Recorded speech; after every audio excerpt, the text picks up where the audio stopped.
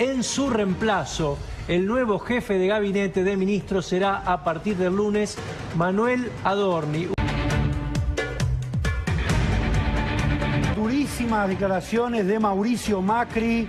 Ayer fui invitado a comer por el presidente Milei en Olivos. La idea era pensar la mejor manera de reforzar los equipos, pero no logramos ponernos de acuerdo. Información urgente, el presidente Javier Milei acaba de postear que Diego Santilli es el nuevo ministro del Interior.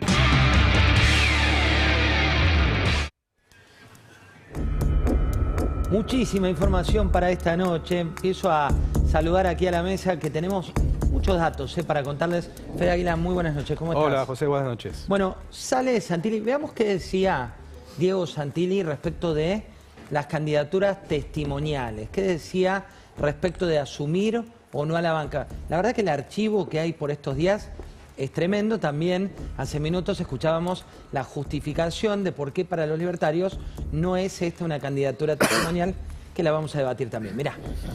Uno de los temas que hablamos es no hay candidatura testimonial. Testimonial significa, vos sos intendente, jugás en la lista, entrás en la lista. Todos los candidatos nuestros no son testimoniales. O sea, Montenegro no va a volver a ser intendente. Digo porque son los cabezas de lista que van a entrar. Quedarían? ¿Van a subrayar este concepto? O el tema Magario, digo, ¿no? Viste que todo esta mañana el tema Magario, candidatas, vicegobernadora. Nosotros fijamos una posición y la vamos a sostener. Bueno, hay mucho debate respecto a esto, pero los voy a decir que están todos en cámara. Los saludo antes y después le doy el pie a Fede. Lara Goiburu, bienvenida, ¿cómo estás? ¿Qué tal? Buenas noches, gracias. Querido Bebo, muy bienvenido, ¿cómo estás? Bien, sí, acá estamos. Muy buenas noches. Estimado Ariel Korenberg, muy bienvenido. ¿Cómo anda usted? Bien, todo bien. Diego Corbalán, buenas noches. ¿Qué tal, José? Buenas noches. Bueno, debatíamos si era testimonial o no. Me decía muy bien. Con el caso de Santilli, no, por ahí.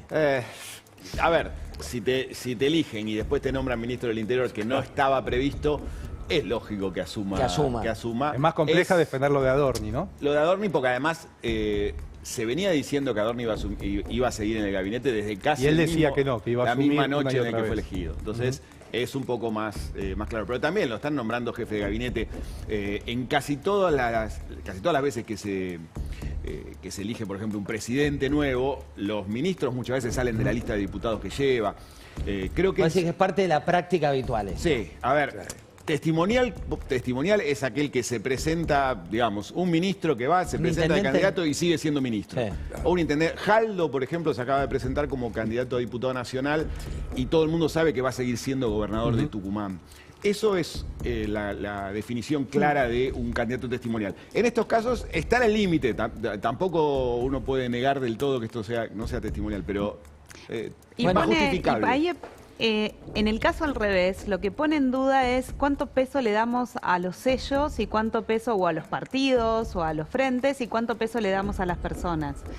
Bueno, de hecho, espera, te hago un punto, perdón que interrumpa, pero votabas una boleta, el que votaba por los violetas, que tenía a Espert primero, que no era candidato, después tenías a Santilli, que había surgido ahí en la recta final, a Karen Reinhardt, y vos decís, ¿qué pesaba más?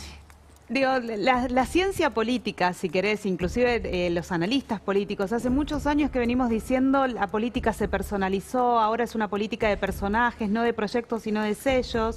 Bueno, capaz tenemos que rever eso porque evidentemente con la Libertad Avanza lo que hay es un sello con un proyecto que se desprende un poco de las personas y que el electorado lo está viendo de esa manera. Es cuando le vamos a preguntar por quién va a votar, bueno, por un candidato que apoye al presidente Javier Milei o donde encuentre Violeta. Bueno, eso habla de que hay un porcentaje de la población que está apostando a un proyecto y a un sello más que a las personas. Y el mundo de los negocios, y el mundo de los negocios, el mercado, todos los que tienen alguna preferencia, incluso desde las pymes hasta Paolo Roca, te decían, lo otro es un salto al vacío.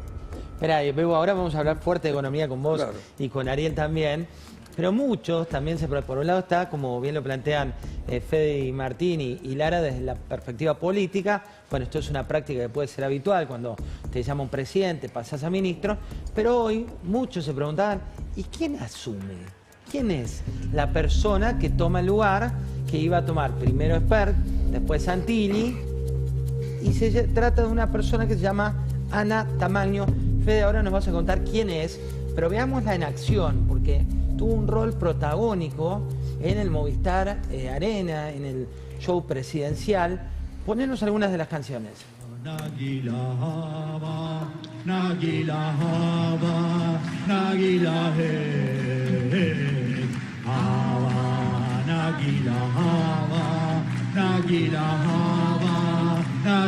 Es la que está a la izquierda de sus pantallas. Junto a Lidia Lemoine, que hacían los coros. Sí. En un momento le sacó protagonismo incluso a Lemoine en los coros. Ahí está Ana Tamaño, estaba José puesto 18 en la lista. Ahora con la nominación de Diego Santilli como ministro del Interior, deja la música, ingresa a la Cámara de Diputados. Es más, estaba un puesto más todavía, estaba 19 cuando estaba Espera en la lista, no se imaginaba en ese momento que podría ingresar a la Cámara de Diputados. Esa es oriunda de Dolores, es la mujer de Marcelo Duclos, que es uno de los biógrafos de Javier Milei, y ya había estado dentro de este esquema de un show de Javier Milei en el Luna Park en el 2024, pero ahora tuvo muchísimo más protagonismo. Es una profesora de lengua y además, bueno, ahora va a participar, como te decía, del bloque de La Libertad Avanza, que va a tener 85 diputados, ¿no, Martín? ¿Es así? 85 diputados. 85 puros. Exacto. En este momento. Vamos a ver si hay algún otro movimiento antes del 10 de diciembre. Por ahora son 85 con los 7 que se sumaron de los que estaban en el PRO, de Patricia Bullrich, el viernes pasado. Sale Santilli, que es del bloque del PRO, aunque es más Violeta que parece que el resto. Y entra Violeta, en este caso, la próxima diputada electa, y obviamente, o como te decía, no lo tenía ni en carpeta hace poco tiempo nada más, cómo se han sucedido los hechos tan vertiginosos, y bueno, a partir del 10 de diciembre estará sentada en la Cámara de Diputados. La banda casi completa, ¿no? Ya tienen en el Congreso. Porque pongamos un tema más de... Fíjate quiénes son todos los que están en la banda, están casi todos en el Congreso. A ver, pongamos la Ana cantando otro tema, porque también cantó Panic Show, ¿no? Creo que es el tema... Panic Show lo cantó en el Luna Park también en el 24, ¿no? Ahí es la primera vez que aparece, bueno, que su nombre empieza a sonar en público, cuando canta con Milei en el Luna Park, Panic Show, en mayo del 24. Decíamos, es, por un lado, profesora de lengua, oriunda de Dolores. Y fue quien le editó el libro, el último libro que presentó Javier Milei en el Luna Park. Ella es una de las responsables de la edición del libro, que fue la excusa con la cual hizo ese show, que fue preelectoral, pocos días antes de las elecciones en la provincia de Buenos Aires, bueno, en todo el país también. Avísame, Caro, cuando esté el video para poner la canción. Diego, ¿qué significa esto? ¿Qué significa este triunfo? Es interesante la discusión sobre qué hay detrás, ¿no?, de la voluntad popular y dónde miró la gente a la hora de poner el voto. Nosotros de Conversación Pública lo que vimos con bastante claridad, José, es el rol, una suerte de garante, Milei, ¿no?, de este voto cuando la discusión política estaba tan caliente y estaba tan en duda la gobernabilidad, la capacidad de la gestión de Milei de tomar decisiones. Milei en el sprint final de la campaña apareció como el gran garante y fue lo que nos dio a nosotros en la última semana el vuelco de la conversación pública hacia el color violeta, pero siempre con Milei detrás, siempre, de hecho reputacionalmente cuando nosotros lo medimos en conversación pública en redes, Milei suele tener mejores niveles reputacionales que el gobierno y que los propios libertarios. O sea, ¿te aparece la marca? Es Milei más que... Es Milei. Por supuesto que el indicativo de Violeta es una referencia y creo que con la boleta única esto de alguna manera quedó bastante en claro, porque de hecho el fenómeno de Santilli en la provincia de Buenos Aires debe tener que ver con algo con eso. Pero Milei sigue siendo el gran garante libertario, pese a una gestión con enormes problemas, con dirigentes incluso cuestionados por su idoneidad. Milei le puso el hombro a la campaña, le puso el cuerpo en el sprint final y ese fue el resultado. A ver, escuchemos la canción, esta la que hacía referencia recién Fede. Está muy cerca del presidente, ¿no? Es a la izquierda. Sí. Totalmente inesperado que asumiera. Bueno, que llegara a meter 18, o sea, que el número 18 llegara a asumir ahora en diciembre era algo impensable hace 10 días, ¿no? Ahí va cuando arenga.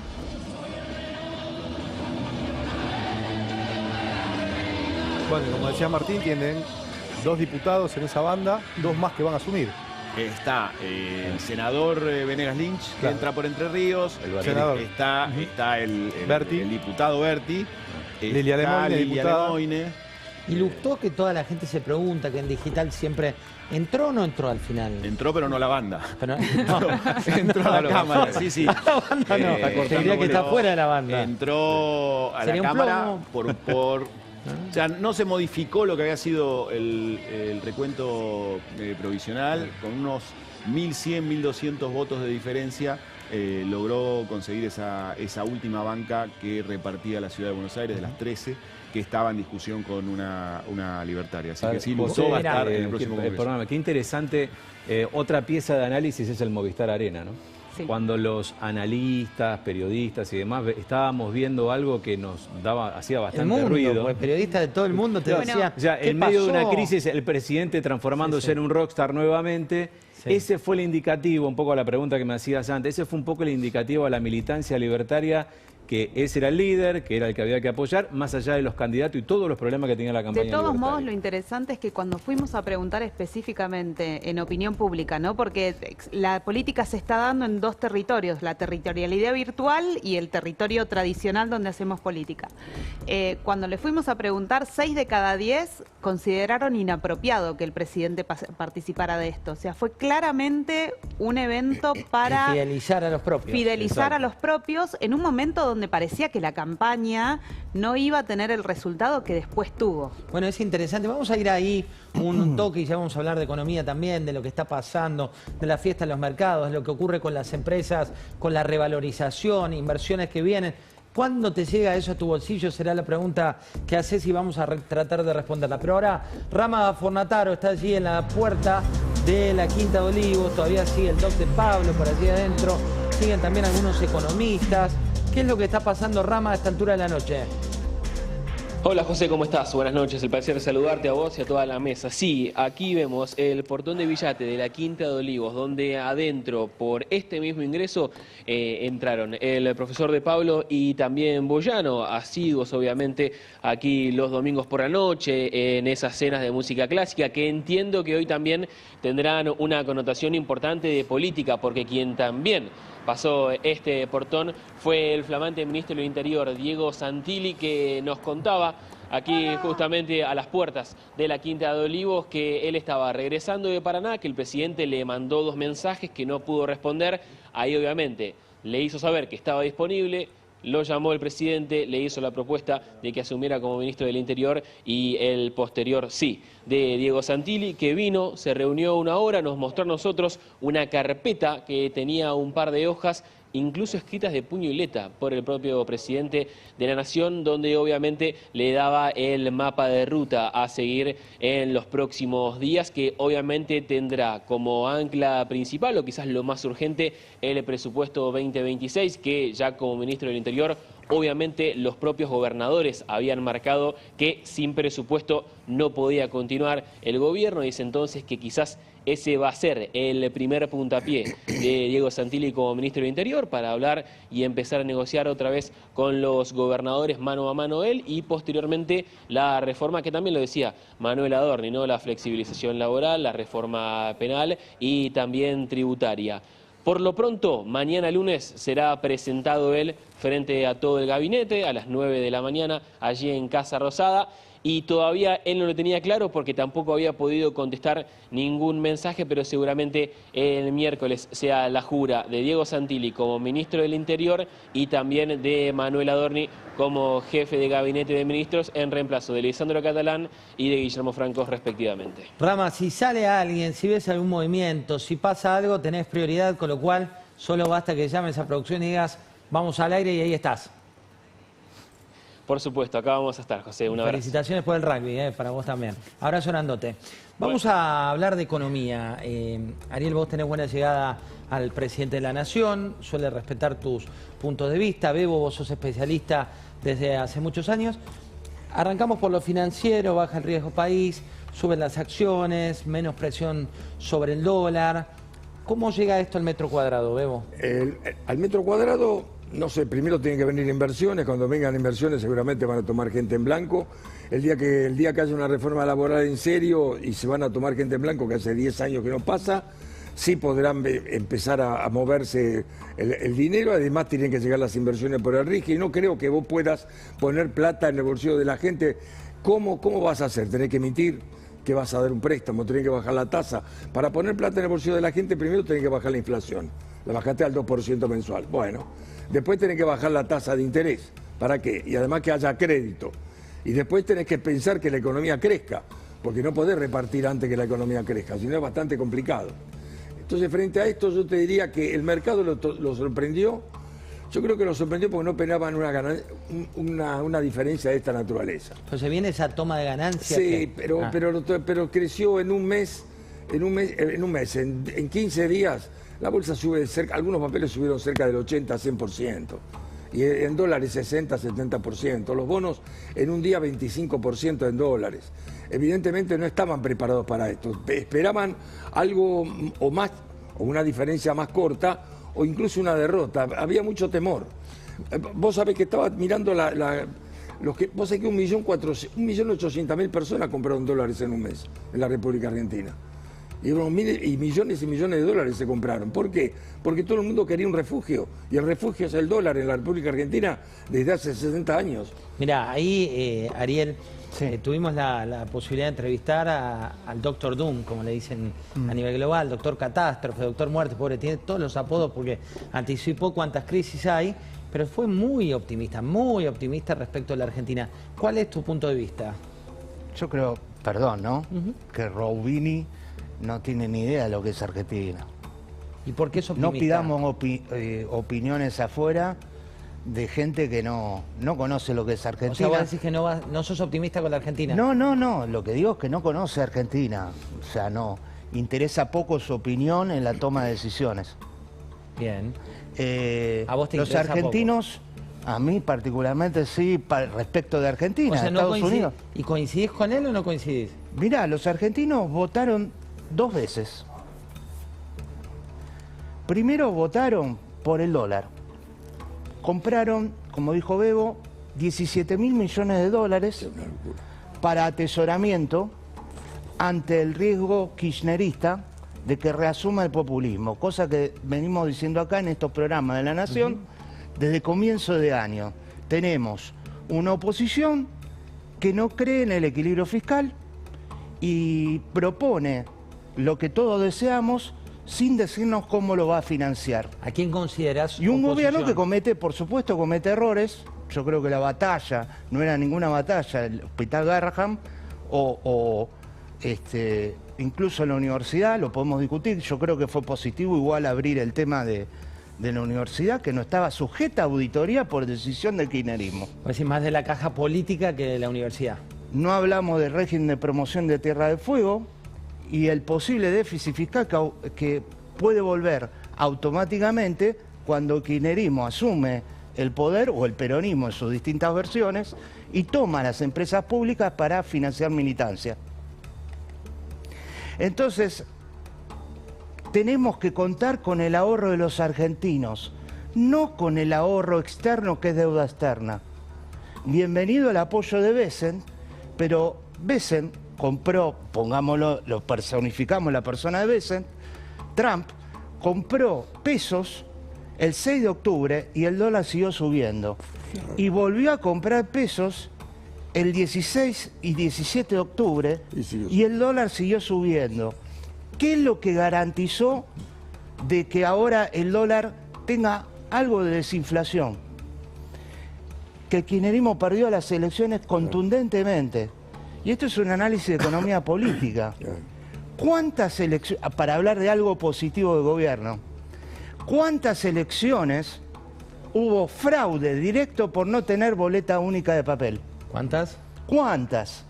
¿Creemos todos que en el 2011 Cristina Kirchner sacó el 54% de los votos?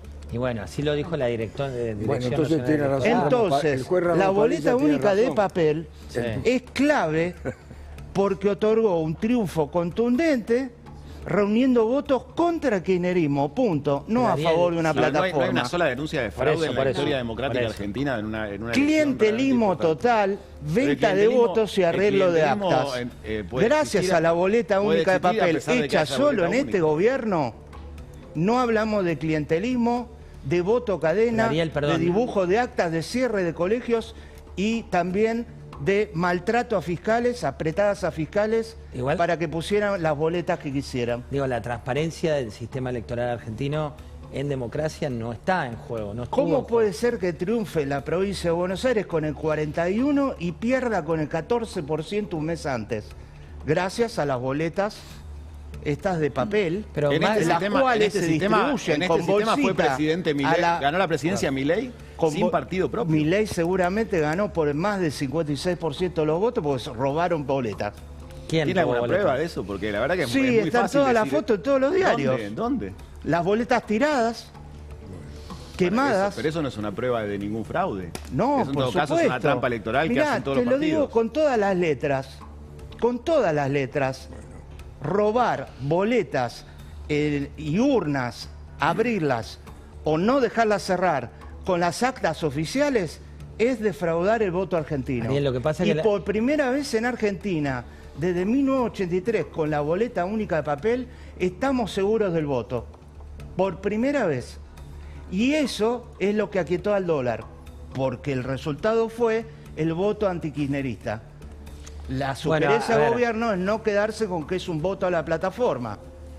Ariel. Primero, la plataforma de la oposición no la conocemos. Segundo, la del gobierno sí, pero no complacencia.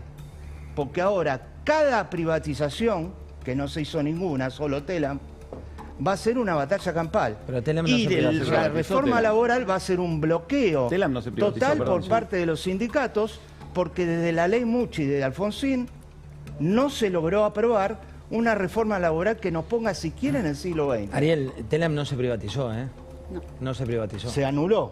No, Telam sigue funcionando con una estructura más chica. Con otro nombre. Bueno, Sí, entonces, otro nombre. entonces vuelvo a resaltar de que hay empresas públicas que están sujetas a que la maneje el peronismo el día de mañana y vuelva el déficit fiscal de las empresas públicas que eran hasta 2023 10.000 millones de dólares.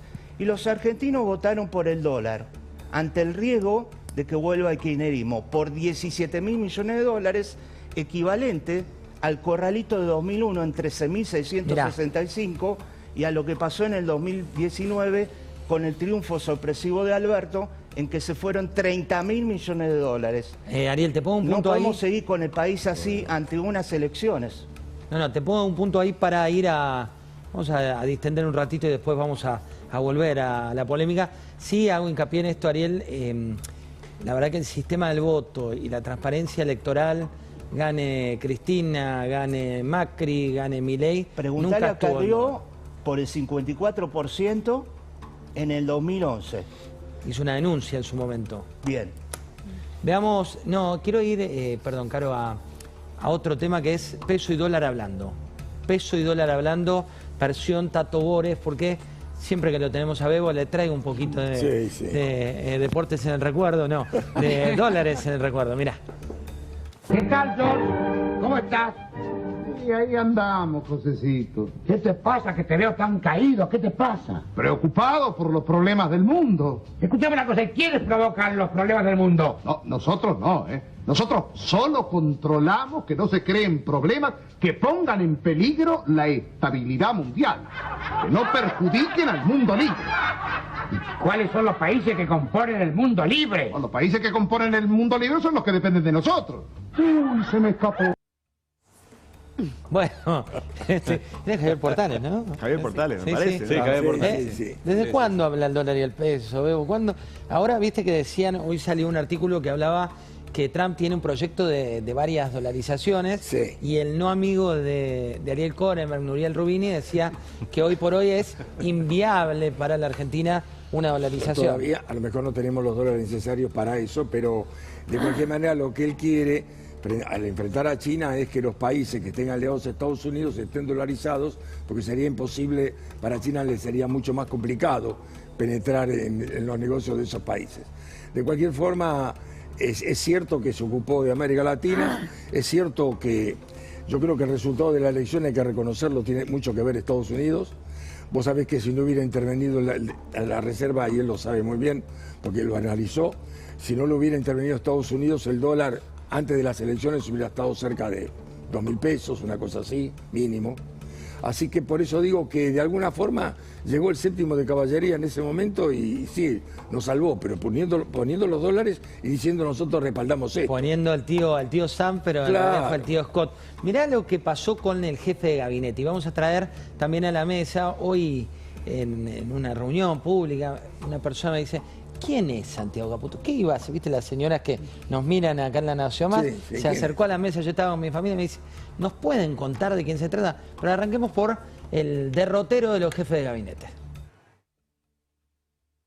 Cambios en la jefatura de gabinete. En el día de hoy el presidente Javier Milei aceptó la renuncia presentada por Nicolás Poggi a la jefatura de gabinete de ministro. Desempeñar con lealtad y patriotismo el cargo de jefe de gabinete de ministros para el que ha sido nombrado, cumpliendo y haciendo cumplir, en cuanto de vos dependa, la Constitución de la Nación Argentina. Sí, juro. Comunicado oficial informa que el presidente Javier Gerardo Milei le ha aceptado la renuncia al doctor Guillermo Francos como jefe de gabinete de ministros. En su reemplazo, el nuevo jefe de gabinete de ministros será a partir del lunes Manuel Adorni. Bueno, la pregunta, y lo contestábamos en un análisis que salió en La Nación Comés, ¿qué pasó? ¿Qué pasó? Entonces, el viernes a la noche, cuando después de no sé cuántas horas allá adentro nos retiramos raudamente, ¿qué llegó? En la autopista. En la autopista. ¿Qué pasó Volvimos ahí? para atrás. Ahora siempre tenemos los jóvenes brillantes por ahí dando vueltas.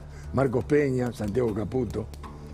Tenemos algunas experiencias. Bueno, pero bueno, yo espero. Por eso, son inteligentes, son capaces. Yo lo que tengo miedo es que después se suba, ¿viste? Cuando te entra la borrachera, que tenés demasiado poder, porque como sabes muy bien que para conocer a una persona le tenés que dar poder.